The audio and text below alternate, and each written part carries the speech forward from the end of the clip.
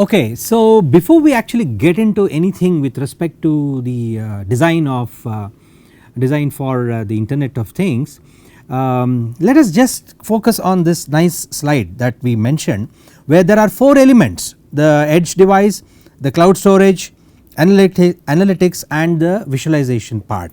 Let us elaborate a little bit on this visualization. It appears as though that is just like a GUI which you have to worry about, but really that is not the case.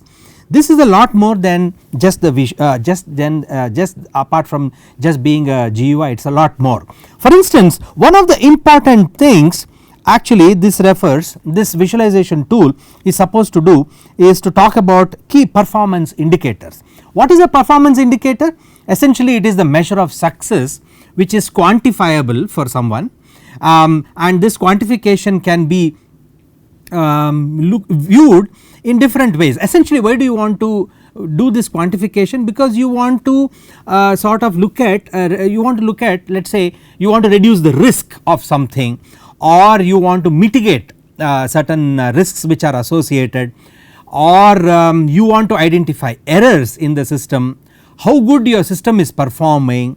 You want to, let us say, essentially if you are a company, you are just worried about how to improve sales, right. You want to reduce costs, you want to improve sales, and you want to view things in real time. That is the key here. So there is a lot more things that this visualization tool is supposed to do, just apart from just displaying things for you. Many things have to happen in should happen in real time, which brings us to a very important part, that apart from this slide that we spoke about IoT devices, gateway, edge devices and internet, we must essentially draw a very interesting picture which actually summarizes the whole of the design for Internet of Things, and in fact what an IoT system actually comprises of. So let us put all of what we did with respect to those 4 blocks into something very interesting. Let us put down the IoT devices themselves, right. So first block are the IoT devices themselves. We mentioned about many of them, but let me just check if I already have them somewhere stored. No, but this is just only one part. Anyway, I think I can take this as well. So this I can build the story from here. So we have 1 to n of these IoT devices. You have a gateway, essentially it is an embedded system which is running either embedded OS or some embedded code, and of course it could essentially be a protocol translation which we mentioned in the last class, or it could also mean that there is the internet system. So I think I should denote it appropriately with respect to the internet. Essentially I will draw a cloud to represent the internet, and of course the user is somewhere here, right, and he is not present, he is the remote user, and he is really not in the purview of these slides that we have here, right. These slides, these not slides, the IoT devices which are here, there are 1 to n of these devices, and he is not really here, he or she is not really here, the user is actually sitting remotely. So what is actually happening? We will draw a set of arrows to indicate a few things. We have already put down one arrow here which is data in one direction, command coming from the other direction. Obviously if there is a command coming from, this command should perhaps come from the user. So the command flows from the user back to these devices, and if the user actually has to pass that command, he will have to have access to some data which is coming from the analytics. So which means the internet, somehow there is a link from the internet to the block which is the analytics block, right. So this is key, analytics and maybe some storage. Essentially we mentioned last time that it could be cloud storage or it could be local storage as well, but in any case analytics engine has to be there, which means data has to go in and essentially analysis data will have to flow back, which means this analysis data via the internet has to go back to the user analysis. So, let me write it clean, we will call it analysis data. Right, now you see the picture, it sort of completes the story. What does it say? It says that there are a set of devices here which are sensing the environment. These are devices 1 to n, each one of them generating data periodically. These devices are either battery powered or energy harvested, and they are giving data over a wired or a wireless link, typically a wireless link, and these are ultra low power devices. Please note that these are really ultra low power devices, battery driven, may be running embedded code, may be running a small embedded OS. So, let us put them down. It could be embedded code or it could even be embedded OS, right.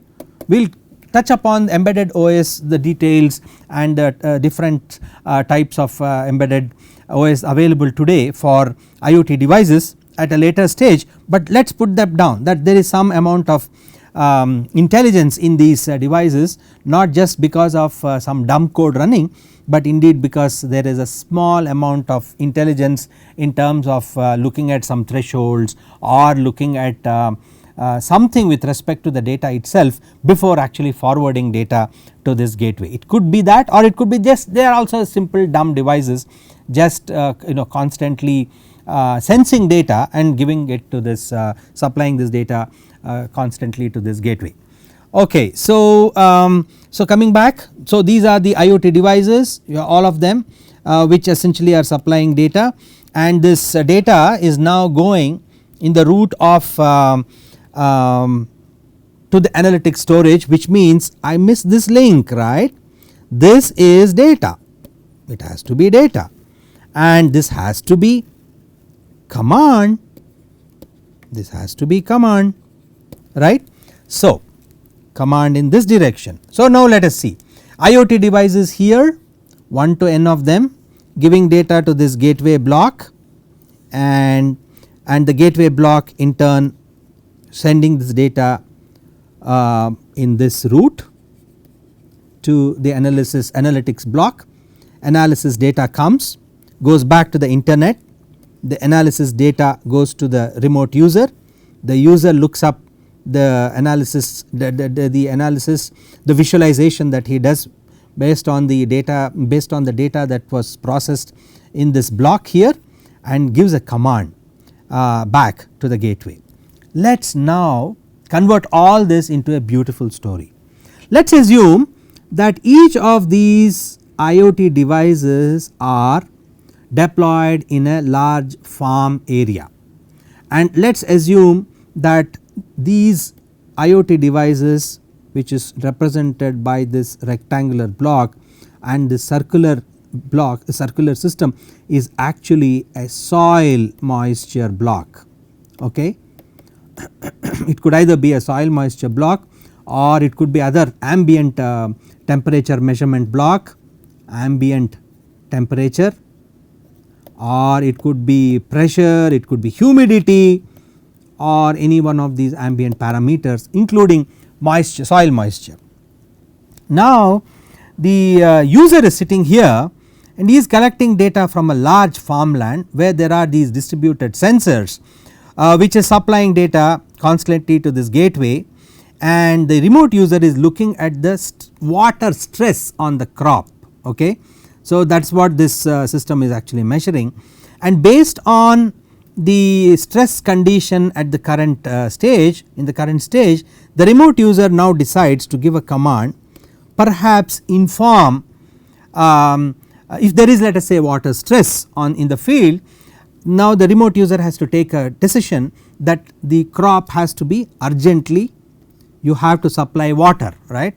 So you may have to call an agency which will have to supply water, so that water is supplied to this field and ensure that the crop is saved. So this command essentially could be directly to a person who is on the field to request him to call up the concerned agency for supply of water, or this command could directly go to the agency, right, and the agency in turn takes this command and uses this command to come and water the surface, the farmland, and again ensure that these IoT devices start measuring the soil moisture. So what a beautiful story. You have remote users, you have local users here, you have a lot of IoT devices. Assume that this is a farmland, all these IoT devices are measuring the soil moisture, and that data is going through the gateway to this remote user.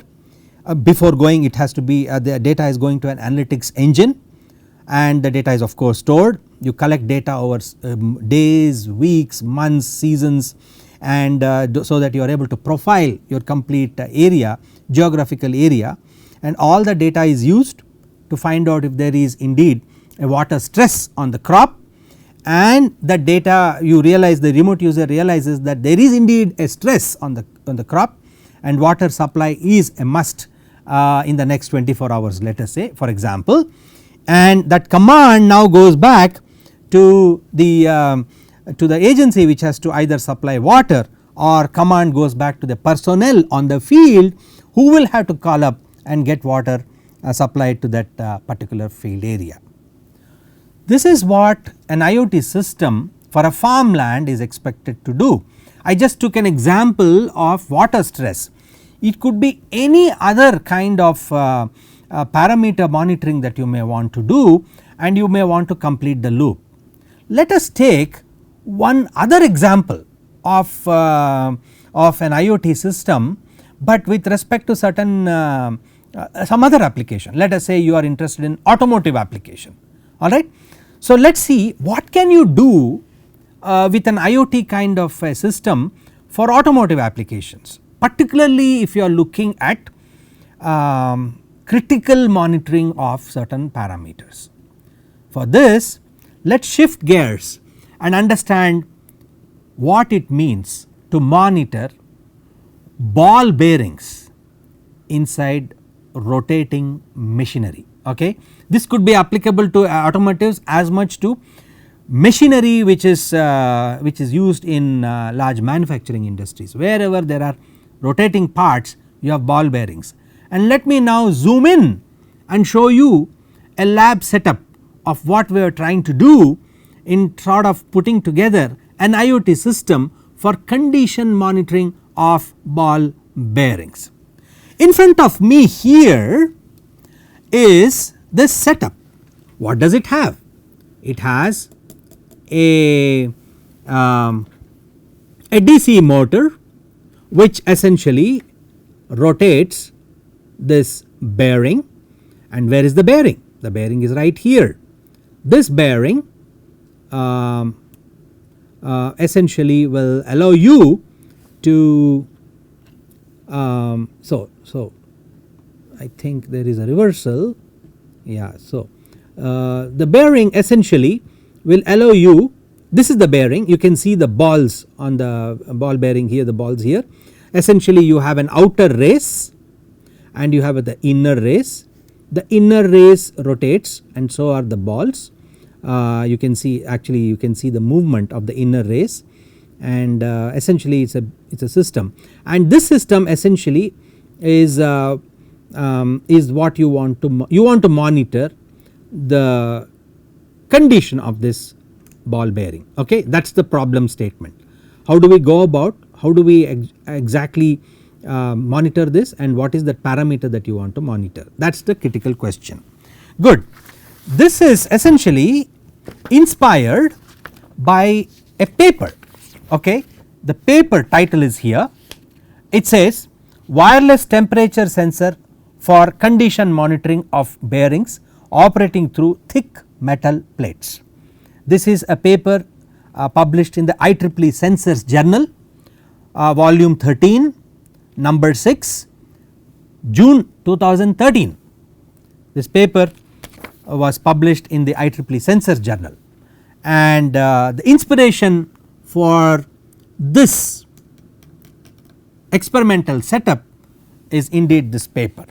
Now what does this paper say, what is it trying to do, and what is its connection to the design of an IoT system is what we will discuss now. Let us start by first understanding what is the issue with respect to monitoring, condition monitoring of ball bearings. Before you get into the detail of what is condition monitoring, you must first know what are the forms of monitoring. One of the simplest forms of monitoring which we are all used to is the timed maintenance. You buy a car, you buy a scooter or anything, you have a schedule given to you, and at that scheduled time you have to give your vehicle for service, that is a timed maintenance. Now there are issues with respect to timed maintenance, and there are issues with, so this is one way, right. Then the other way is if you have critical components like the ball bearing which we have which we are discussing here, there are other kind of issues. And for instance, one of the things that you would be interested in condition based monitoring is to enable, why do you want to do that and why is it different from timed maintenance? Condition monitoring will enable you safe and very cost effective operation. See, what happens in timed maintenance is you may end up with a fat bill, okay, because there can be many replacements of parts if you do a timed maintenance. In fact, the manufacturer will tell you that this part has is used for, let us say 6,000 kilometers and it needs to be replaced, right. So that is one way of maintaining a system. But if you are looking at critical monitoring, particularly if there are rotating parts and you are looking at this condition monitoring, you will have to look at safety as a very important requirement, because if a bearing breaks down you can have lot of problems, right. It can even be a life risk. And where all do you find bearings? You will find bearings in wind generators, automobiles, aircrafts, wherever there is rotating machinery you need a bearing. In fact, the paper actually lists a number of reasons why you have to do condition monitoring of these bearings. One of them could be it could be just a manufacturing defect, it could be shaft misalignment, right. There is this the motor and then there is this bearing and this bearing here, and then there is a shaft which is interconnecting, the shaft of the motor is interconnecting to the bearing here, and it could be a let us say a fault in this shaft, or it could be because the lubricant here has evaporated and all that, and that in turn rising the temperature of the ball bearing. So any of these defects, essentially what it will manifest itself will be that the bearing will manifest in terms of higher temperature, right. So if the temperature of the bearing increases is a good indicator that this bearing is indeed faulty, or it is coming to a stage where it requires maintenance or replacement, right. So that is really the key, that you must look at one parameter, and that parameter indeed seems to be temperature. Good. So now you know that you want to measure the temperature of this ball bearing. So what we did was we put this wire here, okay. So this wire essentially is used because this is a lab setup. You want to somehow want to measure it with some way, you want to measure the bearing somehow, and so what you do, you put, let us say, a thermometer. The simplest thing that you want to do is a lab or industrial thermometer which will simply measure the temperature of this bearing here. Well, that is one way. If you want to do an automatic measurement way, you would do it in a slightly interesting manner, and this paper actually talks about that. What it does is it measures the change in magnetic field, okay, and the change in magnetic field is proportional to change in temperature. So you are essentially looking at another important parameter here, and often in IoT systems this is a very important point, that you might not really measure the temperature directly, but instead you may measure change in magnetic field corresponds to change in temperature.